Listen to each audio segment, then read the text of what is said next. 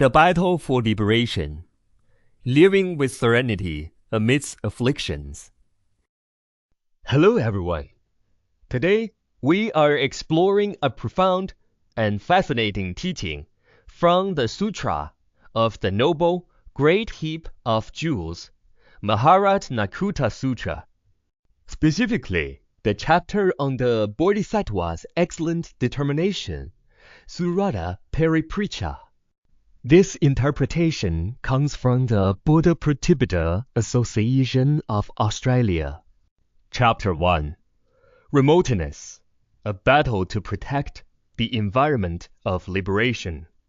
In the sutra, Maitreya Bodhisattva asks the Buddha, in the latter 500 years, the era we live in now, where the Dharma is fading, how can a bodhisattva who has made the vow for enlightenment remain peaceful and unperturbed amidst a heap of afflictions?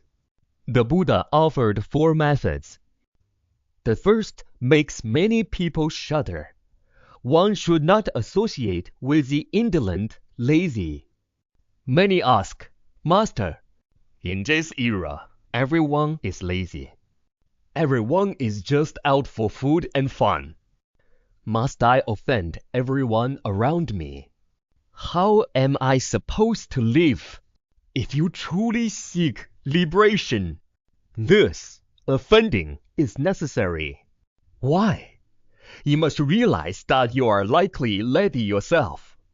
Your meditative concentration is as thin as a thread. When you meet a lazy person who invites you to indulge, your inner desire for those things is already there. You might even be thinking, please, just pour me a little so I have an excuse to go. This shows you lack the cause of liberation. Your internal desire is the cause, and the lazy person is the condition. When cause and condition meet, you fall. Therefore, distancing yourself is the only way out. This isn't about hating people. It's about recognizing that they are trapped in affliction and have no wish to leave. If sacrificing yourself could save them, that would be one thing. But right now, you are just drowning with them.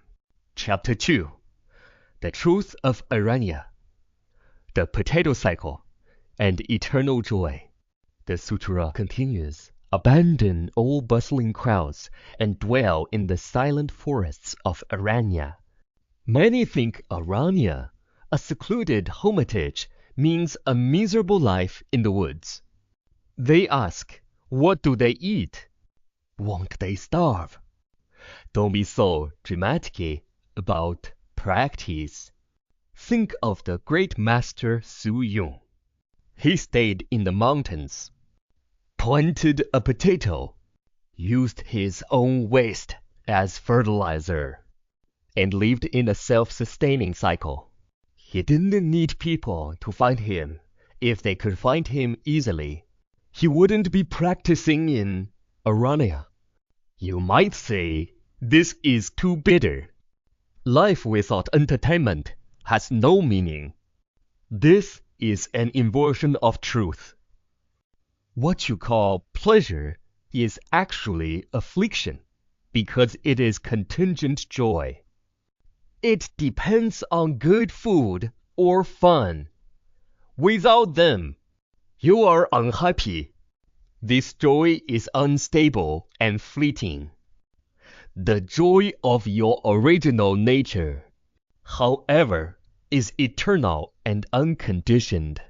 Once you taste the sweetness of your own nature, the subtle fragrance of a blue lotus, worldly pleasures start to look like smelly socks.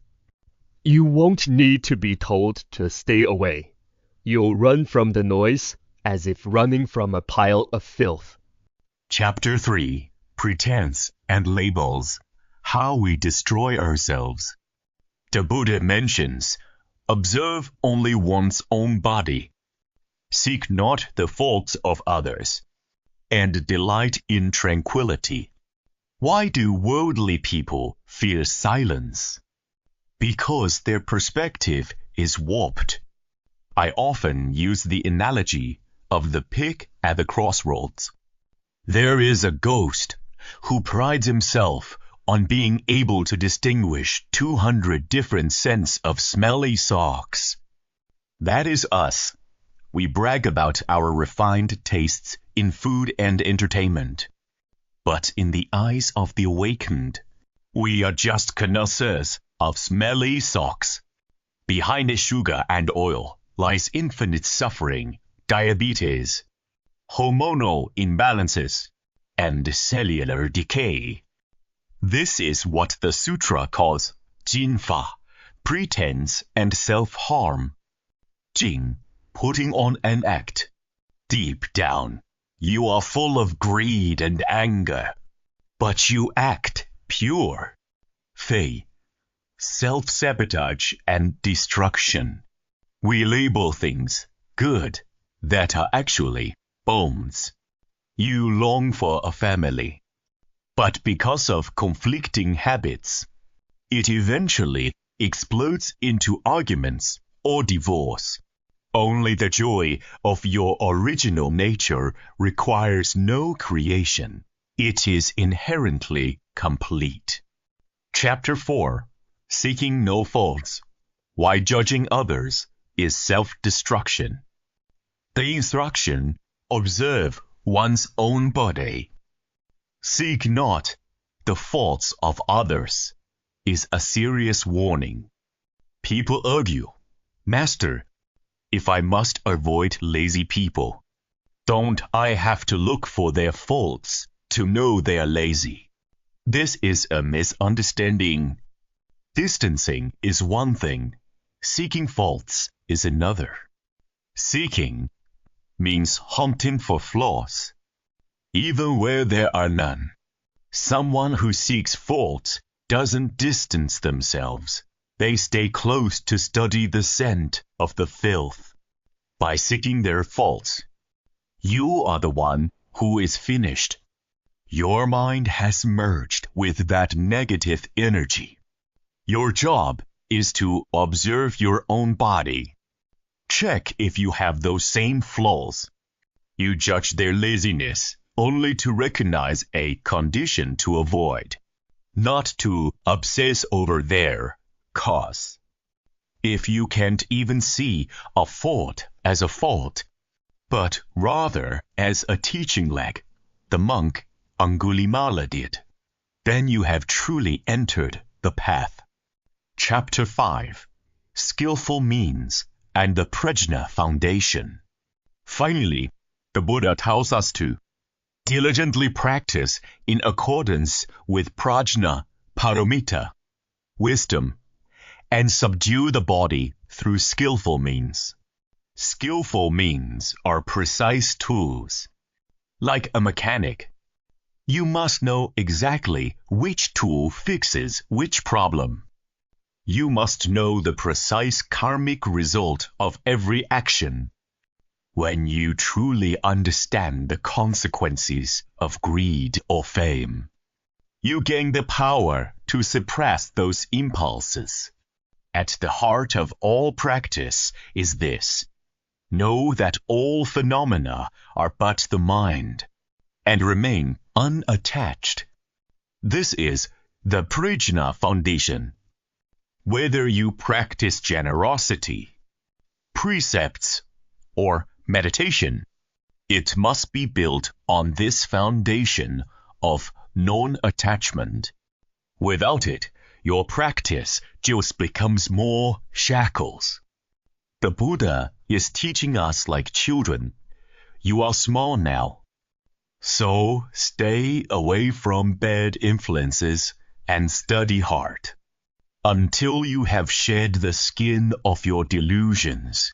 You must distance yourself and be diligent. Conclusion: peeling off the super glue. You might feel that liberation is too slow or too painful. It's painful because you are stuck to your delusions with superglue. Peeling it off hurts. And we are often too afraid to pull hard. If you are a person of sharp faculties, you might rip it off all at once, life or death. It doesn't matter. But for most, it takes time. In this degenerate age, don't expect the environment to improve. The smell will only get worse. Your only choice is to establish right view. Distance yourself from the indolent and guard your mind foundation. When you truly taste the peace of your own nature, you will find that you don't need to hide from the world anymore, even in a roaring crowd. You will remain a pure, unstained blue lotus. May you all find that inherent coolness and joy amidst the heat of afflictions.